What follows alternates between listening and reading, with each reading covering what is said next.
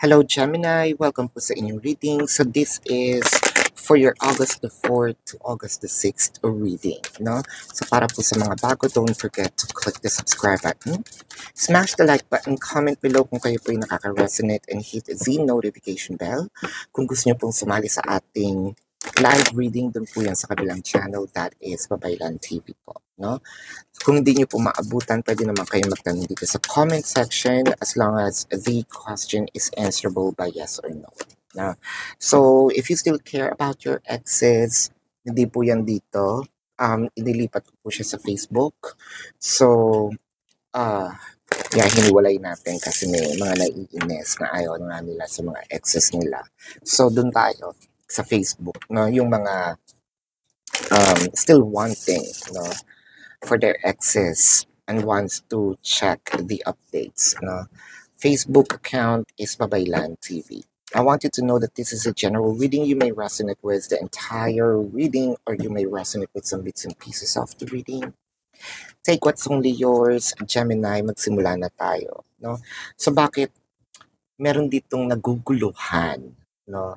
Am I going to say these emotion, these feelings? Marami kong gustong sabihin pero hindi ko alam ito ba yung tamang panahon? Tama ba yung timing ko? Tama ba yung sasabihin ko? To the shallow part of tama ba yung grammar? Or may sinusulat pa, nagpa-practice pa para umamin, no? Ito yung mga sasabihin ko. Ang nakakatuwa dito, dun sa mga nakakilig na part is pinagpa-practicean, no? May tone pa, no? Nakaharap pa sa salamin, no? I feel like there's a role playing, no, na nangyayari. Meron din dito mga sinasabi niya na alam ko naman na ibibigay sa akin whatever it is yung aking request, but I want to make it presentable. I want to make it more passable, no? I want to give this my best shot, no? So, hindi ko alam kung kailan ko nga gagawin. So, medyo na may pagkalito even though or may pagkalito pero sincere and parang hindi pa ganun ka-precise pero sincere. Nandun yung katotohanan, no, sa kanyang pagsabi or pag-amin. 10 of Wands, the 6 of Pentacles, the 3 of Pentacles, the 7 of Pentacles, and the Chariot. So, I felt like for a few numbers of you na merong physical separation. Physical separation, the person might be in a different city, state, county, country, different continent, no? Different barangay, no? Different barrio. It doesn't matter. Parang ang sabi niya pa dito, siguro mas maganda kung gagawin ko ito, no, ng face to face, no. Ang hirap kasi na sasabihin ko lang ito na magkalayo kami. I want, siguro sabihin natin si person A ito may plan, no. I want person B, no, para may reference kayo ha. You can switch off the energies, you can switch off the character, no? What I'm reading here is the dynamic, all right? So parang sabi ni person A dito is gusto ko makita din niya yung expression ng mukha ko. Gusto ko makita niya yung kung maiiyak pa ba ako. Not for a show, no? I just want my person to really see the sincerity in me. Kaya ang daming may mga oras pa ng practice, no? And I feel like inantay din naman talaga ito, no? Whether both parties actually waited for it. With the 10 of Wands, the Sun, and the Hermit, I feel like ito na yung parang right time, no? Para i-express ko, sabihin ko. So nakakatuwa kung dito tayo sa mga may crushes and mutual understanding, no? Situationship. So I feel like magiging official, no? Ito yung pagsabi ng official. For those of you who's already in a relationship, I feel like tatalon naman ito, no? Na maging isang parang another level of commitment, cohabitation, proposal, marriage, no?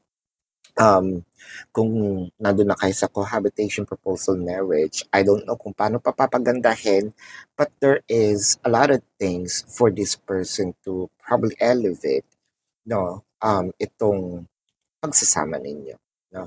Doon sa mga may separations, baka ito na rin yung paghingi ng tawad, no? Kasi inaantay din, um, both parties are waiting na. I feel like there will be, you know, that's enough of what you're doing. No, kung ako si person B, nakita ko yung sincerity, okay, approve.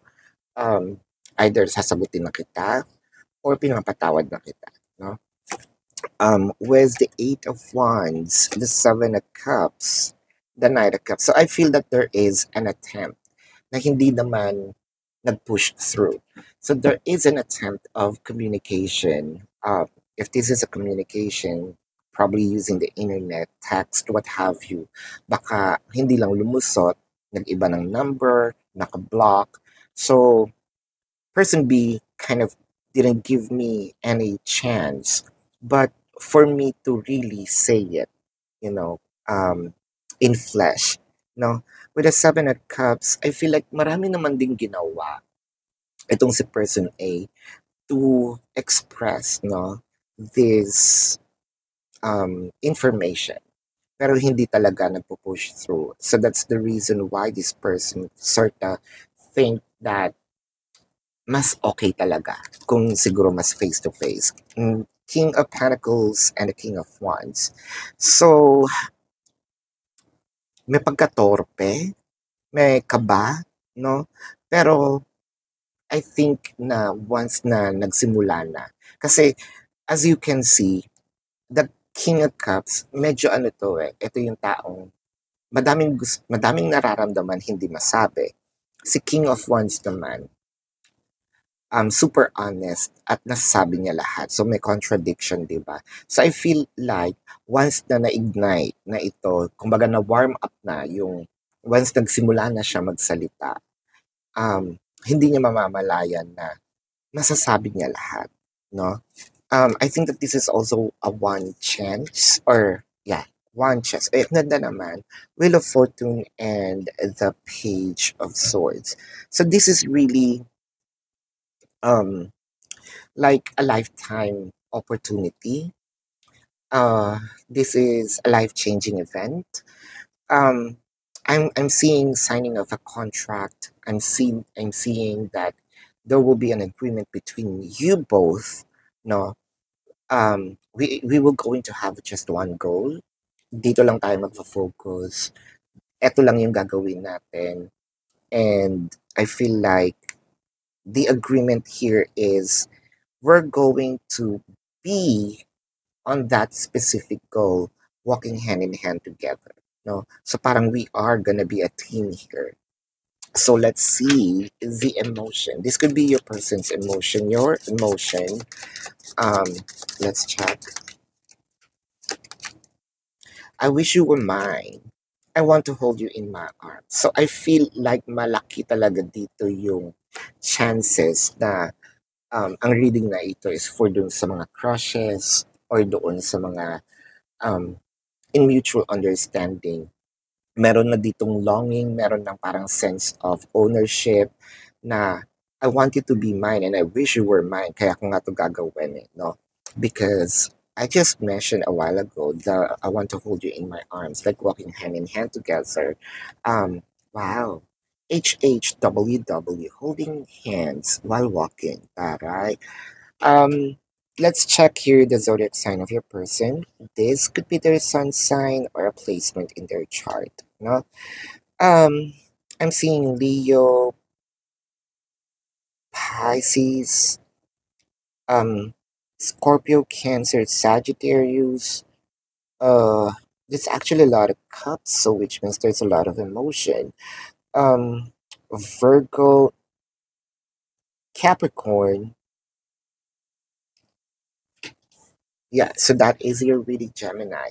Again, for this is your reading. For those of you who's new to the channel, don't forget to click the subscribe button, smash the like button, comment below kung kayo po ay nakaka-resonate, and hit the notification bell kung gusto niyo pong sumali sa ating live session sa kabilang channel po yan, that is Babaylan TV.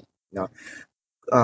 Kung gusto niyo nga pong i-check din yung ibang readings, nandun din po sa Babaylan TV.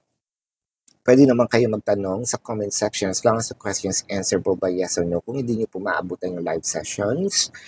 And kung feeling niyo hindi naman ako masasatisfy sa yes or no na sagot, sa pinakababa po, or sa description box, nandun po yung link ng aking website. Click the link, you're gonna be routed to my website. Nandun po sa pinakababa yung question form.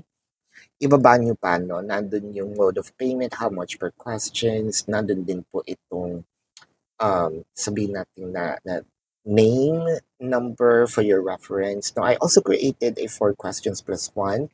That's already a discounted price, so take advantage of it. And if you want to book a personal reading, nandun din po siya sa description box, no? So, Gemini, if you still care about your exes, hindi na po ito yung